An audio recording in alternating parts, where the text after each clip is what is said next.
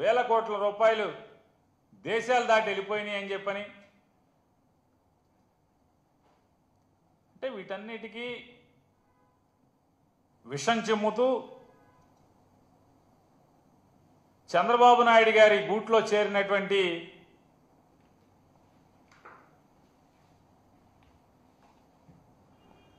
Flamingo పక్షి లాంటి ఈ పెద్ద మనిషి గారు గూడు మారాడు. కొత్త గూడులో చేరి చంద్రబాబు చెప్పినట్టుగా చిలక పలుకులు పలుకుతున్నారు లోక్సభలో. వాస్తవాలు మాట్లాడితే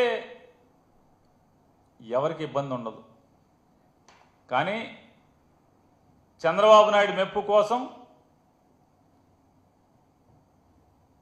ఈ రకమైనటువంటి విషం చిమ్మే కార్యక్రమం జగన్మోహన్ రెడ్డి గారిని ఏదో రకంగా రాజకీయంగా